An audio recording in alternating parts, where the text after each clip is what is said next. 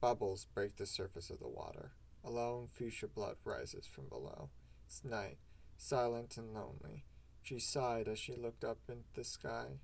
The weight of her wet-logged clothing pulls and clings her skin. Hiding in secret, she hasn't been able to get proper seafaring clothing. As a fuchsia, if her existence was known, she'd personally get killed by her imperious condescension, ruler of the Troll Empire. Added with the fact that there was already a known heir to the throne, protected by her powerful Lucis, she'd be cold on sight. The isolation bit her mind. 3 sweeps she has gone without anyone, not even a Lucis. She was taken by a jade blood as a wiggler, born shortly after the other fuchsia. Unfortunately, that savior got cold around the time she could live on her own. She's been alone ever since. She looked at herself in the water. Her face was littered with scars, most notably one on her bottom lip. Her right horn was a spiral, and the left one was a zigzag and straight lines forming a ladder shape. As for her hair, it was poofy and wavy, abundant. There were some natural fuchsia highlights near the side of her head. She had never gotten it cut in her life. The night was cold, bitterly so. She hated everything about this wretched culture. The constant fighting to survive, the hemospectrum, the damn hostile planet. Nothing was easy, nothing came for free. Matita Angak, she whispered to herself, reminding herself of one of the only things she had. The only other things were the clothing she stole from a bronze blood who went skinny dipping and her glaive she found at the bottom of the ocean when running from a particularly violent group of purple bloods. It had been well over a day since her last meal, the hunger nipping at her consciousness. It was time to hunt. It was a terrible thing, to kill another's Lucis, but that's just the way it was on this forsaken planet. Diving back underwater, she moved at full strength. The ocean was cold, dark, and unforgiving. The sound of her own movement was the only company she had. The night was going to be long and harsh. After a long mile, maybe even 2, she encountered something in the water.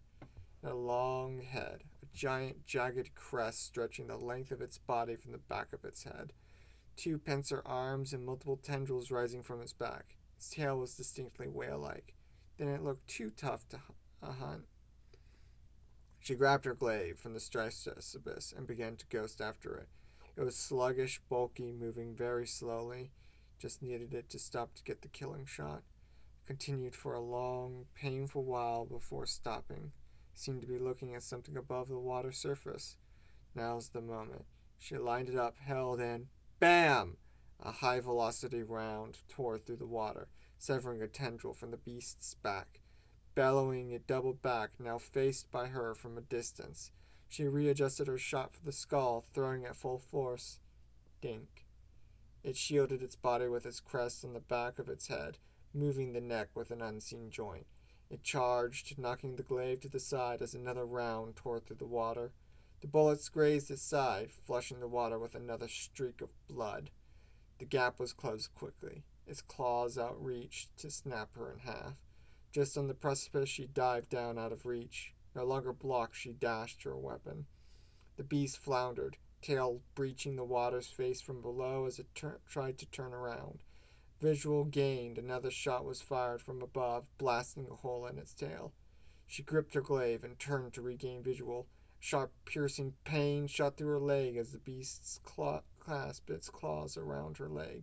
With her in its hold, it swung her body around, trying to break her as it swam in circles to avoid fire from above. Desperate, she began to stab blindly at the arm that held her.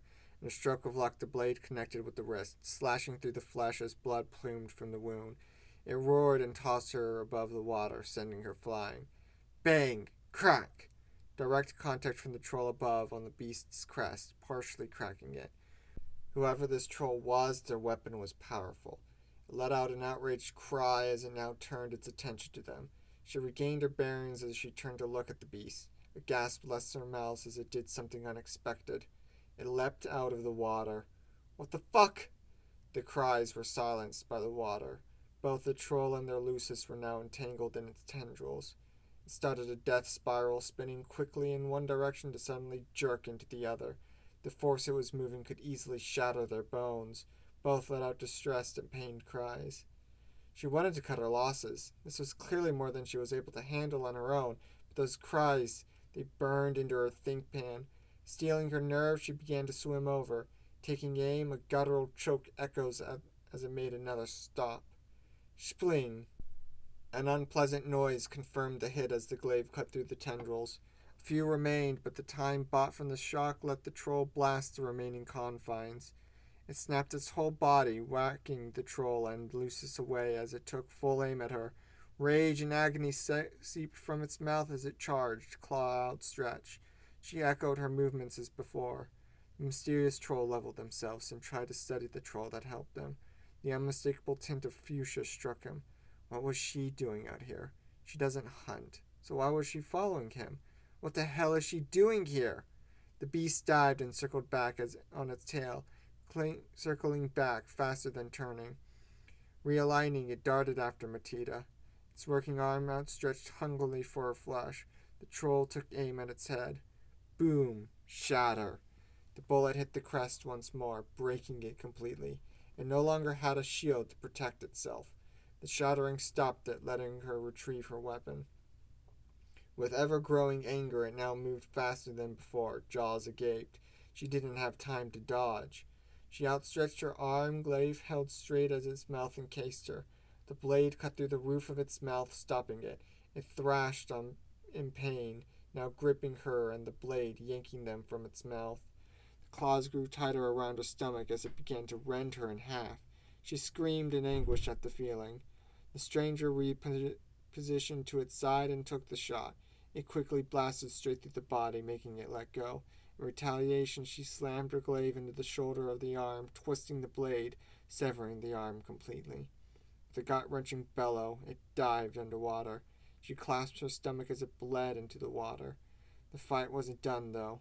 She started to lose distance from the beast. Get in front of me and dive when I say now. Don't argue. She stopped in shock at hearing his voice before starting to move into position. At this point it had turned around, beginning another charge. It approached rapidly, maw gaping as it screamed. Anxiety welled in her stomach as it got closer and closer. She closed her eyes, leaving it to the troll. Now! She dived instinctively, followed shortly by a gun being fired. The squishing and wetness of a head burst and confirmed the hit to her. The body dragged in the ocean as it lost momentum.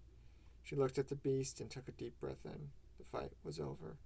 It was much stronger than expected. A moan of relief washed over her. Then she remembered her heavy bleeding.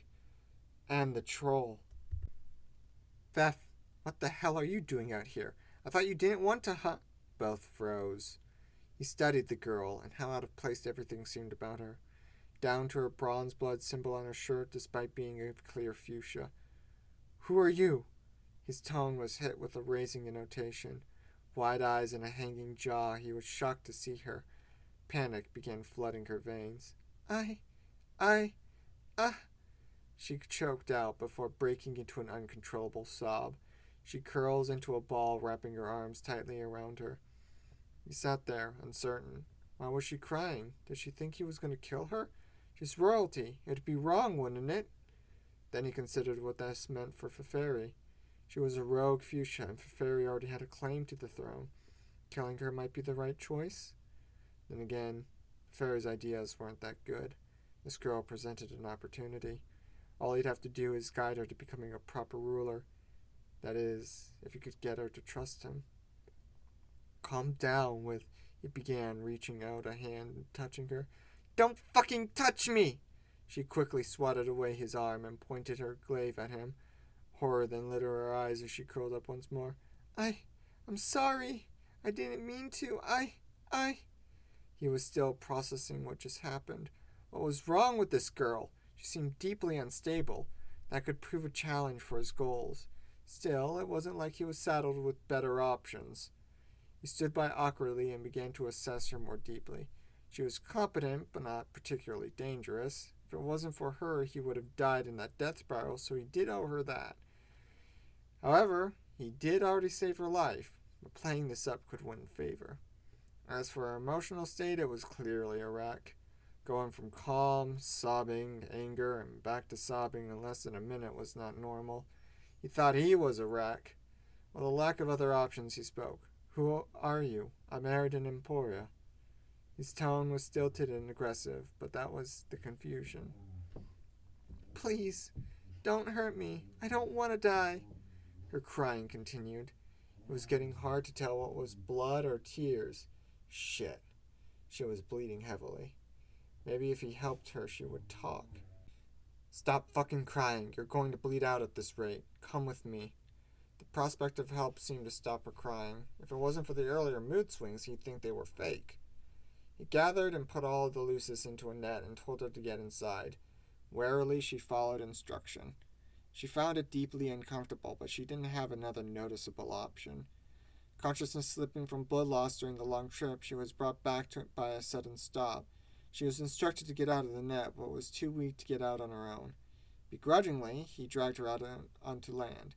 He quickly rushed into the house and got his first aid kit. He worked quickly to patch her up, but she clearly lost a lot of blood.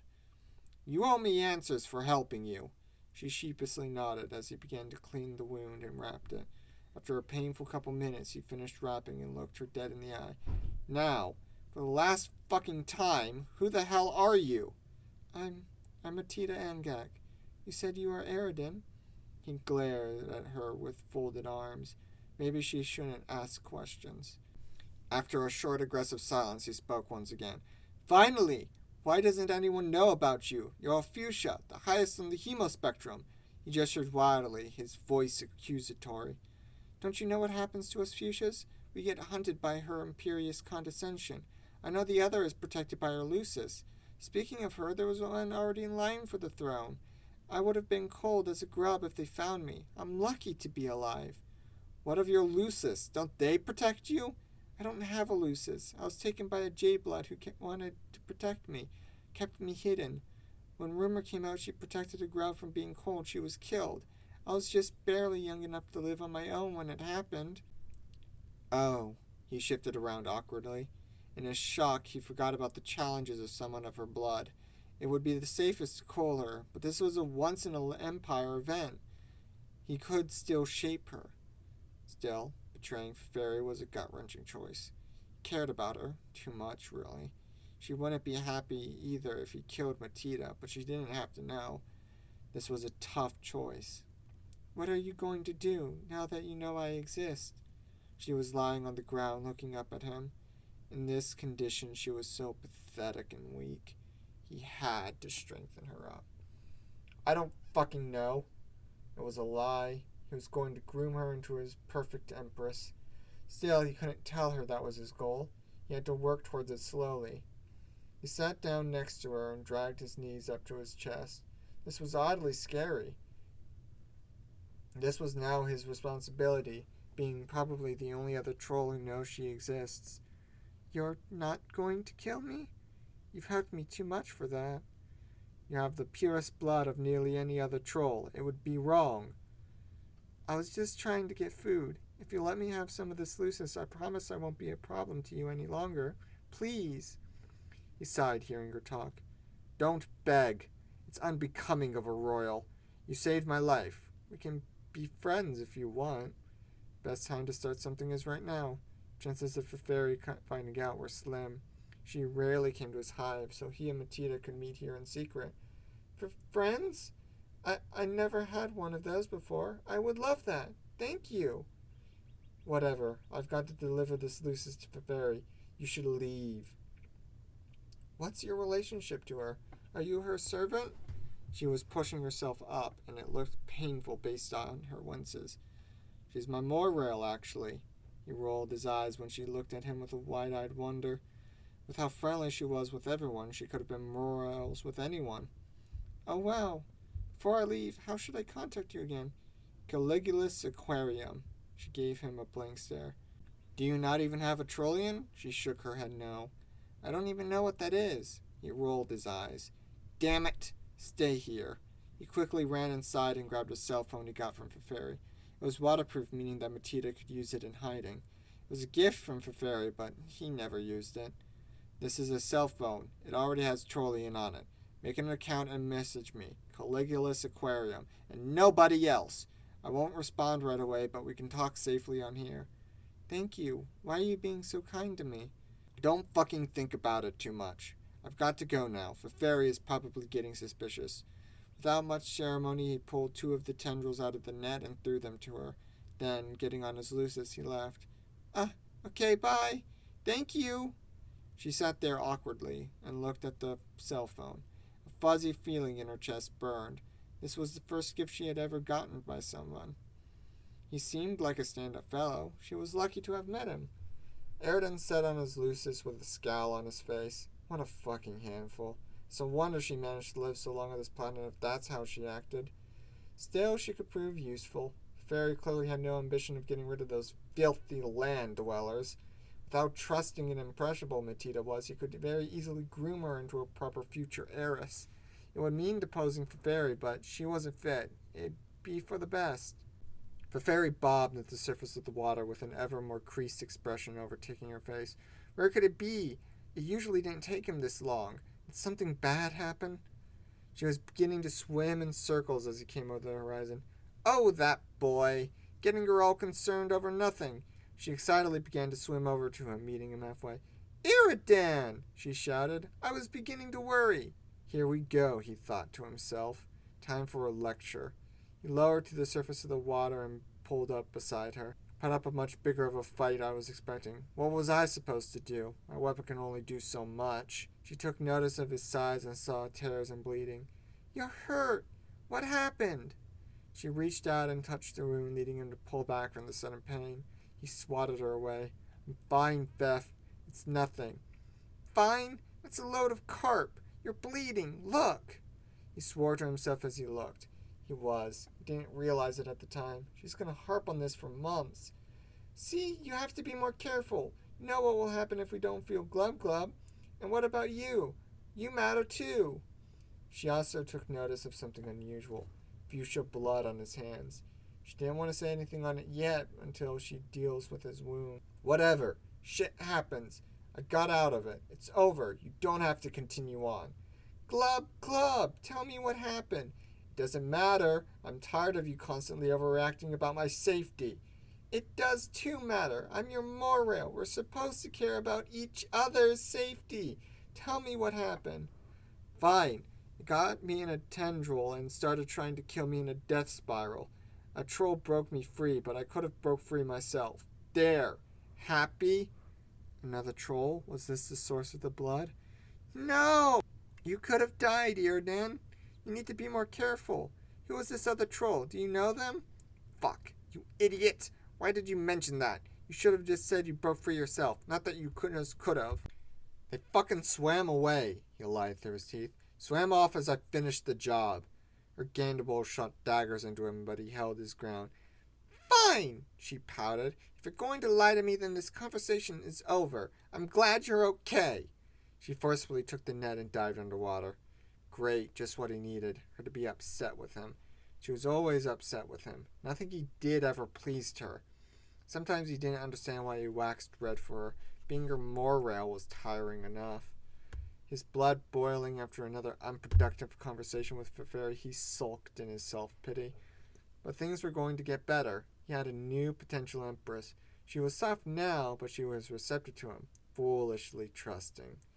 Entering his respite box, he checked his computer. Sure enough, there was a message from an unknown troll. Autocorrelative Temperament, AT, began trolling Caligula's Aquarium, CA. AT. Hey, I made an account on here. I wanted to thank you again for helping me. It really means a lot to me. I've been so alone my entire life, afraid of everyone. There should be more people like you. CA. Whatever. It's no big deal. Where are you? AT. I'm just in the middle of nowhere, deep underwater. Is something the matter? CA. Why, whenever I try to talk to someone, they think something's wrong? I'm just checking in on you. Anything wrong with wanting to check on a friend? AT. Sorry. I'm just trying to do the same for you. Please don't get mad with me. CA. Thanks, I guess. Though something is wrong. Beth is pissed with me. I let it slip. A troll helped me, and she doesn't believe that I don't know who it was. AT. What? You let my existence slip already? Are you fucking kidding me? CA. Hey, I didn't say anything about you. Just that an unknown troll helped me break free. That's all. I refuse to say anything else after that's why she's pissed with me if you care. A.T. I'm sorry. I didn't mean to get mad. I'm just still so scared. And I do care. I don't want to cause a rift between you. C.A. Then keep your temper in check when talking with me. I deal with enough flack from everyone. A.T. I'm sorry. I'll try my best. I can't promise it won't flare again, but I'll stop myself from yelling. C.A. Good. You better not go back on that. A.T. To the best of my ability, I won't. C.A. I'm tired of the arguing, the yelling, and the judgment. I don't know what I do wrong half the time. Everyone's always pissed with me for one reason or another. I could deal with it if they wanted to go black with me, but instead they just want to harass me for whatever reason. A.T. I'm sorry that you have to deal with that. I wish I could help. C.A. It's tiring and I deal with it every day. Most of these people are my so-called friends too. Be better than them and you'll help. Shouldn't it be that hard? Speaking of going black, I've got to go flarping with my potential kissmissus, if she would ever respect me that much. But we've got a good thing growing. I'll prove it. Bye, I guess. A.T. Whoa, knock her socks off. Hee hee. Bye. Caligula's aquarium ceased trolling autocorrelative temperament. Remember to like and subscribe and maybe comment your thoughts on the story or my reading. If you enjoyed the story, please go comment and support the original author down below. If you want to join this community, please check out the Discord. I'll be posting random thoughts, behind-the-scenes information, and development updates on video readings as well as my own stories that I'm writing. Thank you.